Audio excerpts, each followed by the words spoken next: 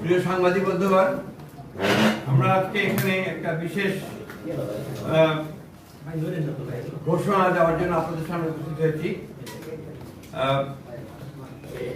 গণ অধিকার পরিষদের সাধারণ সম্পাদক জনাব মোহাম্মদ রাশেদ খান তিনি বাংলাদেশ জাতীয়তাবাদী দলে যোগ দিচ্ছেন এবং বাংলাদেশ জাতীয়তাবাদী দল সিদ্ধান্ত নিয়েছে যে ঝিনাইদহ 4 আসন, যেটা ঝিনাইদহ সদর এবং কালীগঞ্জ থানা নিয়ে, এই আসনে মোহাম্মদ রাশেদ খানকে ধানের শীষ প্রতীকে নির্বাচন করার জন্য মনোনয়ন দেওয়া হচ্ছে। এটা আপনারা আমাদের দলের সিদ্ধান্ত, এটা আমি আপনাদেরকে জানালাম। সেই সঙ্গে আমি আপনার অনুরোধ করব, এই ঝিনাইদহ ও কালীগঞ্জ, ঝিনাইদহ সদর কালীগঞ্জ অর্থাৎ ঝিনাইদহ 4 আসনে বিএনপির সকল নেতাকর্মীকে মোহাম্মদ রাশেদ খানের সঙ্গে কাজ করার জন্য এবং তাকে বিজয়ী করার জন্য সর্বশক্তি দিয়ে কাজ করার জন্য। এখন রাশেদ খান বলবেন, তারপরে বলেন কিছু কথা।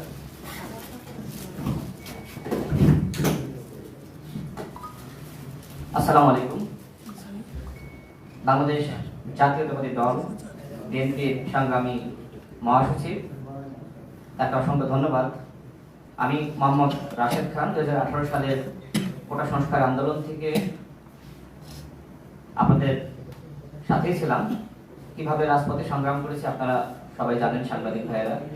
বিশেষ করে জুলাই গণঅভ্যুত্থানের সময় আমার পাশে বিএনপির স্থায়ী কমিটির সদস্য জনাব সালাউদ্দিন আহমেদ এবং আমি রাশেদ খান, গণ অধিকার পরিষদের সভাপতি নুরুল হক নূর, আমরা 3 জন একসাথে এই আন্দোলন সংগ্রাম সমন্বয় করার কাজ করার সুযোগ হয়েছে। এবং আমাদের সংগ্রামী মহাসচিবের সময় তিনি গ্রেপ্তার হন, বিএনপির সংগ্রামী মহাসচিব আমাদের সালাউদ্দিন আহমেদ ভাই, তিনি ইন্ডিয়া থাকলেও এই আন্দোলনকে যেভাবে সমন্বয় করেছেন, এবং আমার ভূমিকা সম্পর্কে আসলে আমি বলতে চাই না, সালাউদ্দিন আহমেদ ভাই তিনি জানেন, তিনি বলবেন। আমি এতটুকু বলতে চাই, বাংলাদেশ জাতীয়তাবাদী দল গণমানুষের অধিকার প্রতিষ্ঠায় লড়াই সংগ্রাম করছে এবং শহীদ প্রেসিডেন্ট জিয়াউর রহমান, যাকে আমি নিজের আদর্শ হিসেবে মনে করি, বর্তমানে বিএনপি নেতৃত্ব দিচ্ছে জনাব তারেক রহমান, তিনি আমাকে অত্যন্ত স্নেহ করেন, ভালোবাসেন। ফ্যাসিবাদ বিরোধী আমল থেকে তার সাথে আমার সম্পর্ক। আমি মনে করি নতুন বাংলাদেশ গঠনে তার নেতৃত্ব দেশ এবং জনগণের জন্য অত্যন্ত প্রয়োজন। আমি বিশ্বাস করি সংস্কার, বিচার এবং সুষ্ঠু নির্বাচনের ক্ষেত্রে জনাব তারেক রহমান গুরুত্বপূর্ণ ভূমিকা রাখবেন। আমি রাশেদ খান আজকে বিএনপিতে যোগদান করেছি এবং জনাব তারেক রহমানের নেতৃত্বে ইনশাআল্লাহ দেশ এবং জনগণের জন্য সংগ্রাম করে যাব, কাজ করে যাব। আসসালামু আলাইকুম।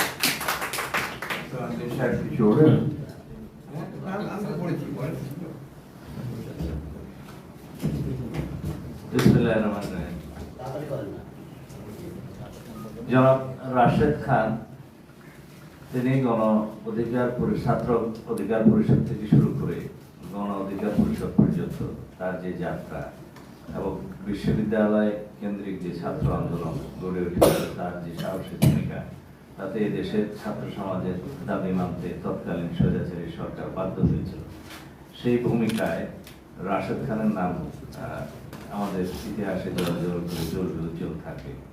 গণ অধিকার পরিষদের সভাপতি নুরুল হক নূর এবং রাশেদ খান বিগত 24-এর ছাত্র গণ অভ্যুত্থানে যে সাহসী ভূমিকা রেখেছে তা আমি জানি, তার মুখেও শুনেছেন, এবং তারা জীবন বাজি রেখে অনেক পদক্ষেপ নিয়েছিল ফ্যাসিবাদ বিরোধী গণতান্ত্রিক আন্দোলন ফ্যাসিবাদকে হটানোর জন্য।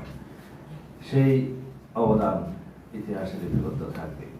আমরা চাই বর্তমান নতুন প্রজন্মের এরকম আরো অনেক সাবেক ছাত্রনেতা যারা এখনো বয়সে তরুণ, তারা জাতি বিনির্মাণে সঠিকভাবে পদক্ষেপ নিতে পারুক, এবং সেজন্য তাদেরকে জাতীয় সংসদ থেকে শুরু করে সমাজের, রাষ্ট্রের বিভিন্ন স্তরে তারা প্রতিষ্ঠিত হোক, সেটা আমাদের কামনা।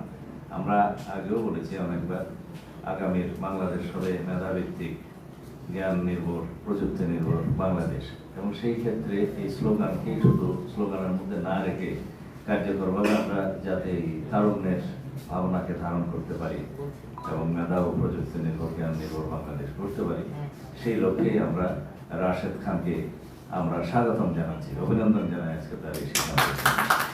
আশা করি রাশেদ খান জনসমর্থন নিয়ে জাতীয় সংসদে প্রতিনিধিত্ব করতে পারবেন ইনশাআল্লাহ। তো সেই ক্ষেত্রে তার ভূমিকা আগামী বাংলাদেশে সর্বক্ষেত্রে ব্যাপকভাবে অবদান রাখতে পারবে বলে আমার মনে হয়। আবারও স্বাগত জানাই জনাব রাশেদ খান। গণ অধিকার পরিষদের জন্য কিছু বলবেন কিনা? একটু দাঁড়ান। আমার মনে হয় গণ অধিকার পরিষদ থেকে উনি পদত্যাগ করে এসছেন, তাই না? হ্যাঁ।